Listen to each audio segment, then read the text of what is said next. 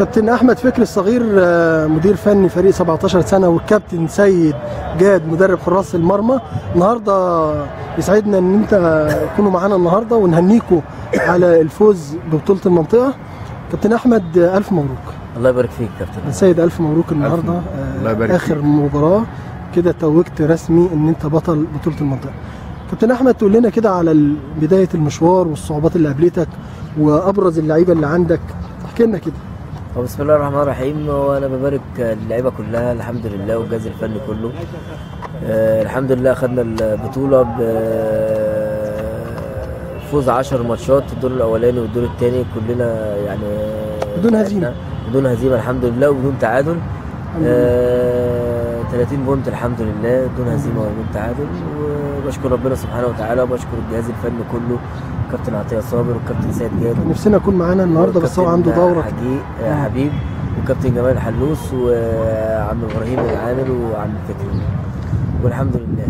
كابتن في بدايه المشوار كده كان في صعوبات بتقابل فريق 17 سنه؟ في صعوبات قابلتنا في الاول السنه، ما كانش عندنا ملعب نتمرن عليه، فكنا من السلام للجامعه، وقابلتنا الصعوبه الاكبر ان احنا بنلعب على ملاعب سيئه جدا زي التل الكبير، فايت، نفيشه، كلها ملاعب لا تصلح لكره القدم. مفيش الا ملعب بس اللي هو القناه اللي هو يقدر تلعب عليه، ولعبنا الدور الاولاني والدور الثاني على ملعب القناه الحمد لله. الحمد لله.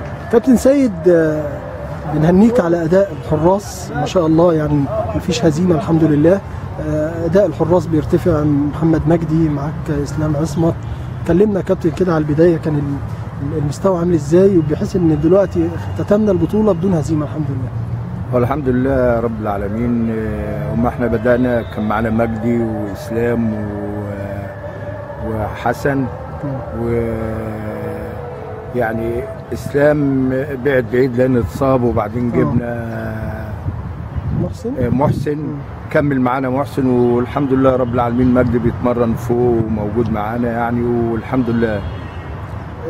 كابتن فريق بدون هزيمه ده بيرجع برضك طبعا، يعني لما يبقى في حارس جيد زي مجدي، زي فريق متكامل زي فريق 17 سنه، امتى كابتن سيد حس ان ممكن الحراس يبقى فيها مشكله بعد استبعاد الفتره الجايه؟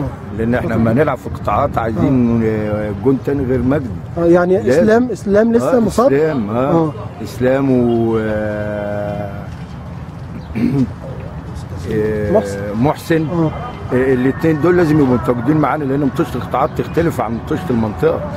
يعني هنا ما فيش اختبار حقيقي الا ماتش الكنال للحراس، لكن الماتشة الثانيه دي ماتشة عاديه يعني ما تكتشفش فيها حارس. ده اللي هيخلينا كابتن احمد اسالك، يعني لعبنا فايد، لعبنا نفيشه، لعبنا التل، لعبنا القناه ماتش هنا ماتش هناك.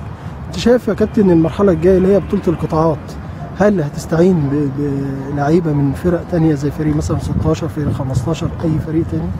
هو احنا استعنا ببعض اللاعبين من 16 سنه وهم معانا ان شاء الله باذن الله الفتره الجايه. وانا بقول الفتره الجايه هتبقى فتره صعبه جدا، دوري قوي، في اسمنت السويس، في بتروجيت في السويس، في دمياط، في فرق قويه اقوى من الفرق دي، في القناه تاني.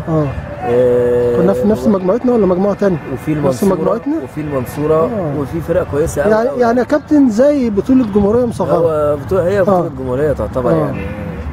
فبنتمنى من ربنا سبحانه وتعالى ان ربنا يوفقنا في البطوله القادمه، وان شاء الله نحصل عليها باذن الله. طيب كابتن احمد فكري بعد انتهاء البطوله كده يحب يشكر مين؟